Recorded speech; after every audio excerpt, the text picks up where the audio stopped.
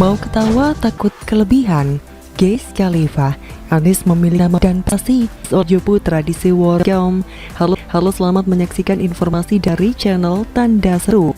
Semenjak menduduki jabatan sebagai Gubernur Jakarta, Anies Baswedan memiliki beragam kisah yang membuat sebagian warga tidak percaya dengan cara dirinya memimpin ibu kota negara.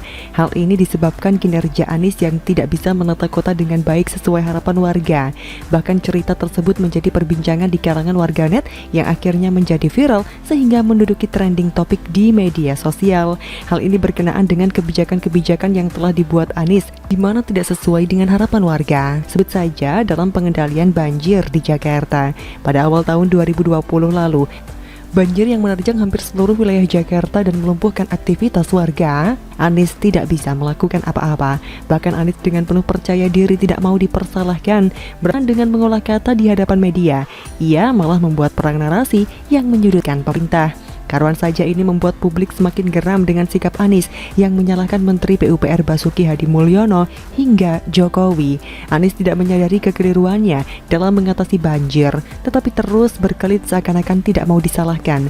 Selain itu terkait dengan rencana balapan mobil listrik atau yang dikenal Formula E, di mana Anies melakukan aktivitas penebangan sejumlah pohon di area Monas. Dampak kebijakan tersebut membuat publik marah dengan kritikan keras. Bahkan cacian dan bulian yang dilayangkan ke Anies tidak membuat dirinya terlarut dalam tekanan. Dengan kepiawaiannya, ia selalu mampu menepis segala bentuk kritikan atau amarah lantaran Anies memang hebat dalam retorika dan membangun sebuah narasi. Begitu banyak kinerja Anies yang tidak memuaskan warganya. Selain kebijakan-kebijakan yang telah ia buat, mengolah anggaran pun tak luput dari kesewenang-wenangan Anies. Dari kasus lem Aibon, KJP, pembelian masker hingga dana Formula E menjadi sorotan bahwa telah terjadi fenomena kelebihan bayar dalam anggaran di Pemprov DKI Jakarta. Namun yang mengherankan, masih ada saja orang-orang yang menyanjung dan memuji kinerja Anies sebagai gabener. Salah satunya adalah Wiz Khalifa, seorang pegiat media sosial menulis cuitannya di akun Twitter pribadinya bahwa Anies Baswedan tidak memiliki partai dan juga dana untuk bertarung di dunia politik. Namun Anies memiliki prestasi demi prestasi yang telah diraih selama ia menjabat. Anies tidak punya partai, tidak punya dana, yang dia miliki hanya nama baik dan prestasi demi prestasi yang dia punya. Terang Wiz yang dilansir terkini.id. Wiz Khalifa yang juga seorang komisaris Ancol membuat cuitan tersebut disertai video bertujuan untuk menyindir Partai Solidaritas Indonesia atau PSI yang kerap mengkritik Anies. Kritikan terbaru tersebut datang dari PLT Ketua Umum PSI Giring Ganesa yang menyebut Anies pembohong dan jangan sampai menjadi presiden. Jilat terus Anies Wiz. Melihat pernyataan Wiz yang mengatakan Anies berprestasi membuat saya tertawa terpingkal-pingkal. Prestasi apa yang telah dibuat Anies selama ini? Menangani banjir Jakarta saja sudah gagal, membuat trotoar dibongkar lagi, program rumah DP 0% hanya mimpi, program OKOC tidak jelas, kasus COVID-19 melonjak. Anies menyerah dan meminta pemerintah pusat untuk menangani. Dan masih banyak lagi kegagalan Anies seperti menepati janji-janji kampanyenya. Bagi saya, prestasi Anies yang tertinggi adalah pemecatan sebagai Menteri Pendidikan dan Kebudayaan. Selain itu, prestasi kelebihan bayar adalah satu-satunya prestasi yang tidak dimiliki oleh pemimpin daerah manapun. Pernyataan Wiz Khalifa mengenai beberapa prestasi Anies untuk bertarung dunia politik merupakan pernyataan konyol dan bodoh. Apakah cukup jika bertarung menjadi calon presiden hanya dengan modal prestasi? Jangan sok kepedean bahwa prestasi Anies yang dimiliki bisa menjadi modal untuk ikut di dalam pertarungan Pilpres. Saya setuju bahwa Anies memiliki prestasi, beberapa di antaranya seperti membuat beberapa tugu yang unfaedah, mengecat genteng, membuat waring di Kali Item, dan tentunya prestasi dalam kelebihan kata-kata. Sangat mudah dipatahkan apabila ada yang menyinggung prestasi Anies lalu memberikan pujian. Bagi saya, selama Anies menjabat sebagai gubernur, hanya bisa mengumpulkan penghargaan yang didapat dari prestasi orang lain. Itulah prestasi Anies yang sesungguhnya. Harus diakui pula bahwa prestasi Anies yang paling menonjol dan perlu diapresiasi adalah kedermawanan, baik hati, tidak sombong, dan tidak pelit, karena siapa saja yang bekerja sama dengan Anies akan dibayar lebih. Dan jangan lupa pula prestasi Anies yang lain adalah sebagai pelari tercepat. Artinya, Anies akan lari dengan cepat dari kejaran media guna mengklarifikasi kasus Formula E yang tengah disorot oleh publik.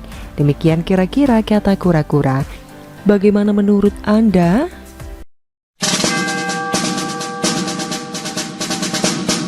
Partai Demokrat dalam bahaya, ditulis oleh Adin di seaworld.com. Halo, selamat menyaksikan informasi dari channel Tanda Seru. Politik memang penuh intrik, taktik yang terkadang terkesan keji. Tidak ada lawan dan kawan yang abadi. Lawan bisa jadi kawan, begitu sebaliknya. Orang yang terjun ke dunia politik harus benar-benar siap dengan segala resikonya. Bukan hanya resiko habis uang, bahkan bisa kehilangan nyawa. Politik membutuhkan biaya yang sangat besar. Tetapi entah kenapa banyak orang kaya di negeri ini yang seolah berlomba-lomba untuk mendirikan partai politik. Padahal syarat agar suatu partai politik ikut pemilu tidaklah mudah. Semuanya harus bekerja keras dan membutuhkan biaya yang sangat besar. Partai Demokrat merupakan partai besar yang mampu memenangkan pemilu dan mengantarkan kader terbaiknya, yaitu Susilo Bambang Yudhoyono duduk menjadi Presiden Republik Indonesia. Bahkan SBY merupakan presiden pertama Indonesia yang dipilih secara langsung oleh rakyat. Partai Demokrat dulu mendapat suara sangat besar. Dukungan masyarakat pada waktu itu terus mengalir melihat sosok figur dari Partai Demokrat, yaitu ketokohan Susilo Bambang Yudhoyono atau SBY. Pada masanya memang tidak ada lagi tokoh bangsa yang menandingi karisma dan kepopuleran dari seorang SBY, sehingga pada pencalonan kedua SBY mempunyai elektabilitas yang sangat tinggi. Konon walaupun SBY mempunyai pasangan calon wakil presiden sendal jepit saja, SBY dinilai mampu memenangkan Pilpres tahun 2009. Kehidupan memang berputar, tadinya di atas suatu saat mungkin akan berada di bawah. Begitu juga dengan Partai Demokrat. Sekarang Partai Demokrat sedang mengalami masa suram. Pada pemilu 2019, jumlah perolehan suara dan perolehan kursi di DPR untuk Partai Demokrat menurun dari posisi keempat pada 2014 menjadi posisi ketujuh dari 9 partai di DPR dengan perolehan suara sebanyak 7,77% suara nasional atau 10.876.507. Partai Demokrat harus berjuang dengan ekstra keras untuk mengulang masa kejayaan. Di tengah perjuangan untuk kembali meraih suara rakyat sebanyak-banyaknya, badai terus menghadang, bukan faktor luar, tetapi ternyata datang dari internal Partai Demokrat. Beberapa waktu lalu, Partai Demokrat digoyang KLB tandingan yang diadakan di Deli Serdang. KLB Partai Demokrat tandingan ini dilakukan oleh pihak senior Partai Demokrat dan ex-kader Partai Demokrat. Mereka kompak memilih Jenderal Muldoko sebagai Ketua Umum Partai Demokrat versi KLB Deli Serdang. Didera badai konflik internal dengan KLB Deli Serdang, akhirnya Partai Demokrat di bawah komando Agus Harimurti Yudhoyono bisa bernafas lega karena pemerintahan Jokowi melalui Menkumham menyatakan bahwa Partai Demokrat yang sah adalah Partai Demokrat di bawah AHY. Untuk sementara Partai Demokrat bisa bernafas lega, tetapi tidak lama badai itu kembali datang dan siap melanda. Terbaru, Partai Demokrat harus bersiap-siap dengan badai yang lebih kuat. Kali ini mereka harus sangat bersiap menghadapi pengacara kawakan ahli hukum, yaitu Profesor Yusril Iza Mahendra. Selama ini Menkumham kerap merasa tidak enak untuk memeriksa ADART partai secara mendalam sebelum mengesahkan. Menkumham biasa bersikap demikian karena tidak ingin disebut terlalu jauh mencampuri urusan partai politik.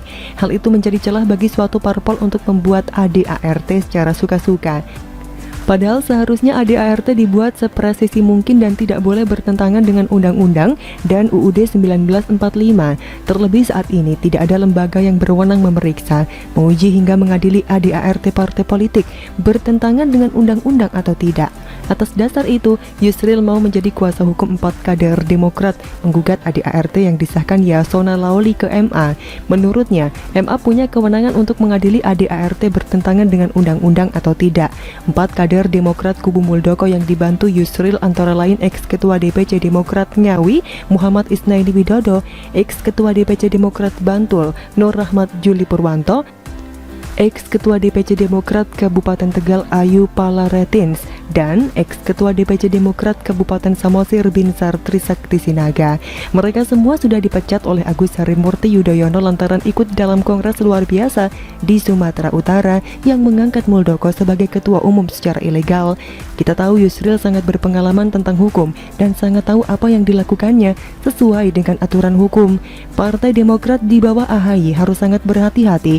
Mereka harus mencari pengacara yang dianggap setara dengan Profesor Yusril. Jika tidak, bukan tidak mungkin Partai Demokrat AHY tidak akan ikut pemilu tahun 2024 nanti. Bagaimana menurut Anda?